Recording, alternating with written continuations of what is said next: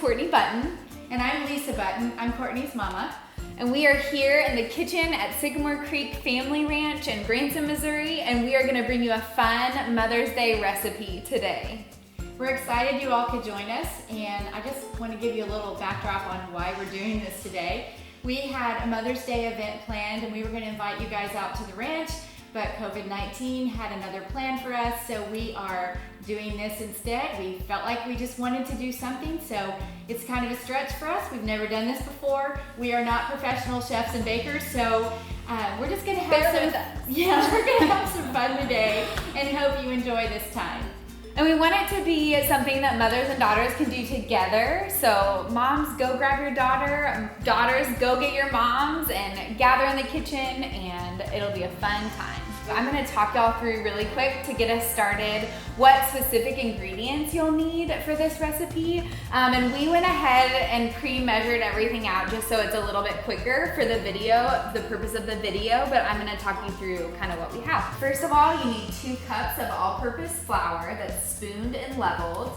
You need 6 tablespoons of granulated sugar, 1 tablespoon of lemon zest, 2½ teaspoons of baking powder, 1/2 teaspoon of salt, 1/2 cup of unsalted butter that's frozen, and that's 1 stick. 1/2 cup is 1 stick of butter, 1/2 cup of heavy cream, 1 large egg. And something about eggs to remember is that it's ideal that they're at room temperature before you incorporate them into the recipe. That helps ensure that things are evenly combined.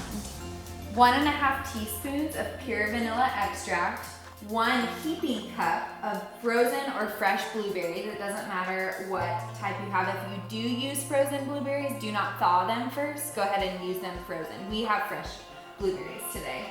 And then for topping, this is just an extra thing. You don't need this, but we have some coarse sugar to make the tops look really pretty.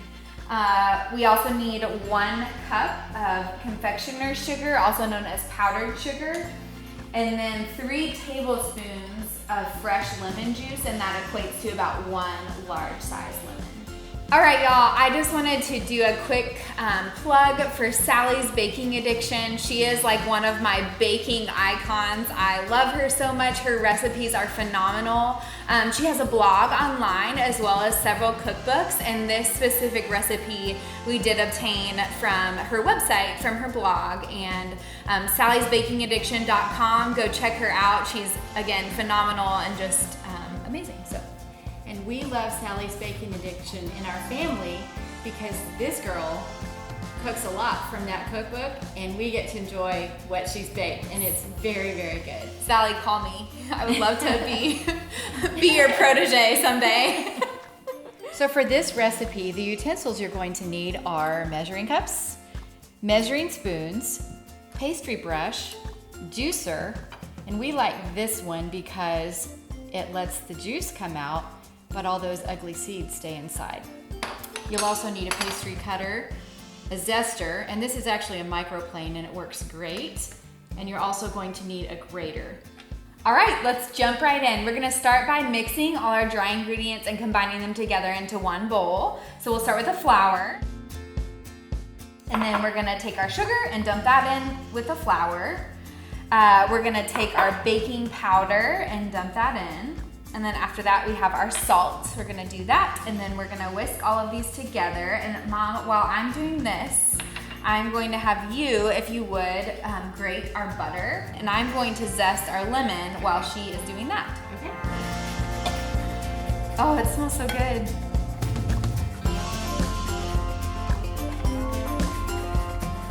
Perfect. Okay, so again, we're going to incorporate the butter now into this dry mixture, and we're gonna use our pastry cutter to cut it in.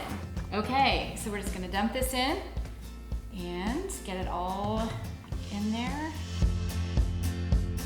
You're gonna rock that pastry cutter back and forth to get that incorporated into the dry ingredients.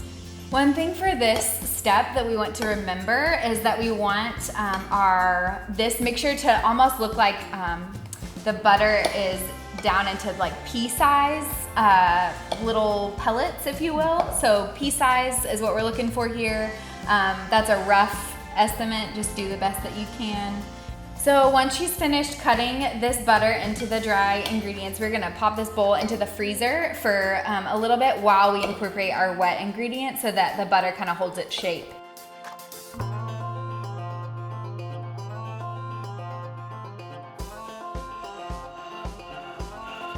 All right, now we are going to incorporate our wet ingredients, and you just need a little small bowl for this one. We're gonna first pour in our heavy cream.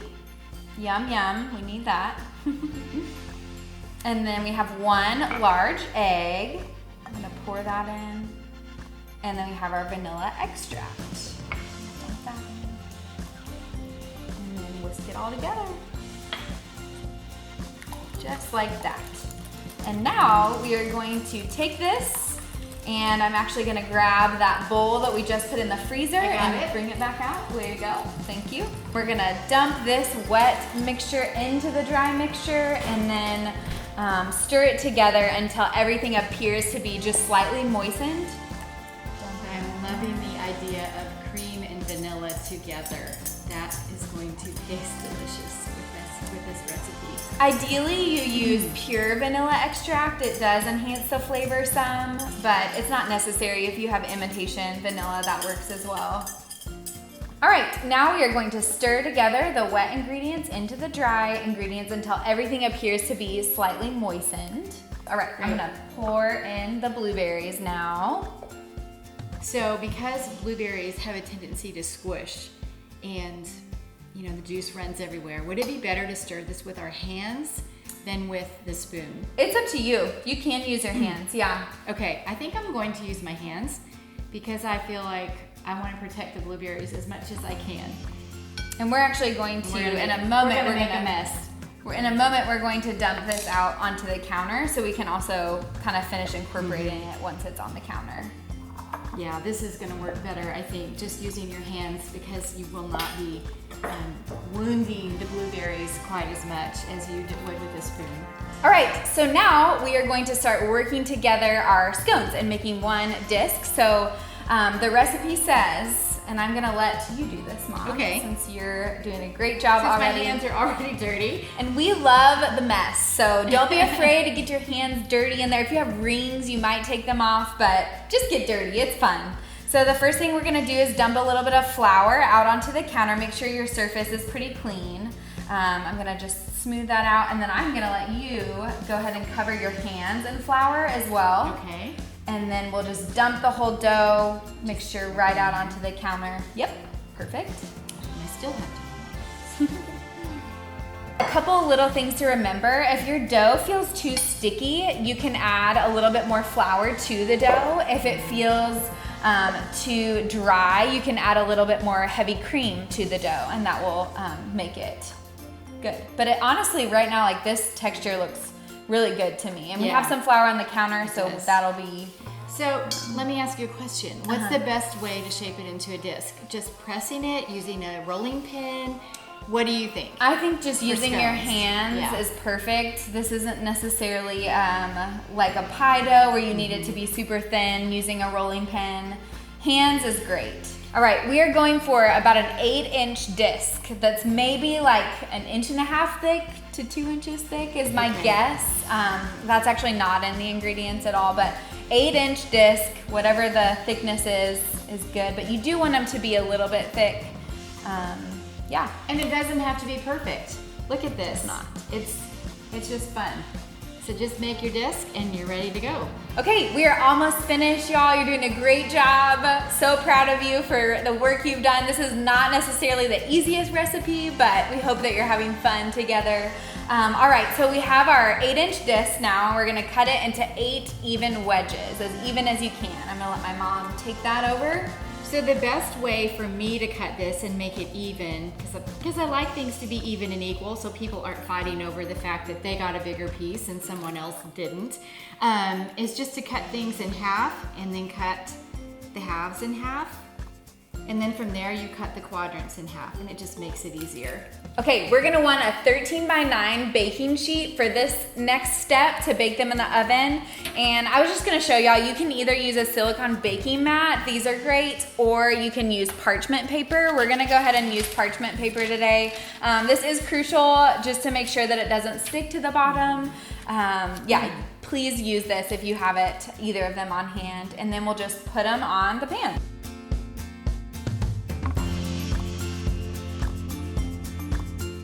All right, so the last step before we put these in the oven, we are gonna brush each scone with heavy cream. So we've got our pastry brush and our heavy cream, and we're just gonna give them a nice coating of that. And this actually helps keep them a little more, give them a little bit of crunch when you bite into them, which is kind of fun. And then after this, I'm gonna let you, Mom, come behind me and grab some of our coarse sugar and just sprinkle the tops. After we finish this, we're going to preheat our oven to 400 degrees. And usually, you know, depending on your oven, that takes about 15 minutes. These actually have to chill for 15 minutes. So we're gonna put these in the refrigerator after this and let the oven preheat while that's happening. These scones are to bake in the oven for 22 to 25 minutes or until they're golden brown around the edges and lightly browned on the top. When you remove the scones from the oven, they need to cool for a few minutes before topping them with the lemon icing. So while the scones are baking in the oven, we are going to go ahead and make the lemon glaze icing for the scones. So what we're gonna do is we're gonna take one large lemon and we're gonna juice it. And it says roughly to use about 3 tablespoons of lemon juice, but that equates to roughly 1 whole lemon. So we're gonna cut it in half, and a good technique before cutting it is to give it a quick roll on the counter with your hands. And that kind of gets the juices going and loosens them up. I can feel the skin loosening as I do that. I've never done that before, Court. There you go. Good idea. Cut it in half, and then we'll juice each one half at a time. Straight into the bowl. All right, the final step for the glaze is to just add 1 cup of confectioner's sugar, also known as powdered sugar. We're just gonna dump it right into the bowl and then whisk it all together. This is what gives the scones the lemon blueberry scone title, the lemony kick that it hasn't had. Well, it has had zest in it, but it'll give it a nice lemony kick. Okay, so our scones are fresh out of the oven. They're perfectly golden brown and look just crispy on the top. So we let them cool for about 3 to 5 minutes, just so they can kind of come down in temperature a little bit. And then we are going to take our icing and just drizzle it right on top of all the scones. So I'm gonna just use a whisk and kind of see how it goes.